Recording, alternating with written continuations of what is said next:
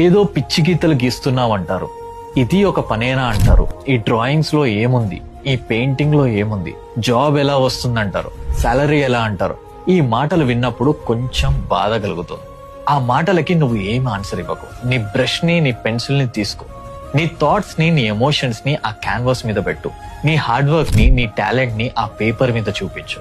ప్రతి గీతలో నువ్వు ఎన్ని స్ట్రగుల్స్ ఫేస్ చేస్తున్నావో ఆ హార్డ్ వర్క్ ని చూపించు. ఒక రోజు నీ ఆర్ట్ ఒక పెద్ద కంపెనీకి లోగో అవుతుంది. ఒక రోజు నీ ఆర్ట్ ఒక పోస్టర్ అవుతుంది. ఒక రోజు నీ పెయింటింగ్స్ ని పెద్ద పెద్ద గ్యాలరీస్ లో పెడతారు. ఆ రోజు నువ్వేం మాట్లాడాల్సిన అవసరం లేదు. నీ సక్సెస్ మాట్లాడుతుంది, నీ క్రియేటివిటీ మాట్లాడుతుంది, నీ పేషెన్స్ మాట్లాడుతుంది. ఆ సేమ్ రిలేటివ్స్ ఎవరైతే నిన్ను క్రిటిసైజ్ చేశారో వాళ్ళే ఇప్పుడు గొప్పగా నీ గురించి చెప్పుకుంటారు. వాళ్ళ మాటలకి, వాళ్ళ అండర్ ఎస్టిమేషన్ కి నీ హార్డ్ వర్క్ తో నువ్వు కరెక్ట్ అని ప్రూవ్ చేసుకో. నీ సక్సెస్ తో నువ్వు కొట్టే దెబ్బ ఎట్లుండాలంటే నువ్వు వాళ్ళకి ఒక సెలబ్రిటీ అయిపోవాలి. జర్ర దిమాగ్ పెట్టి ఆలోచించు, నీకే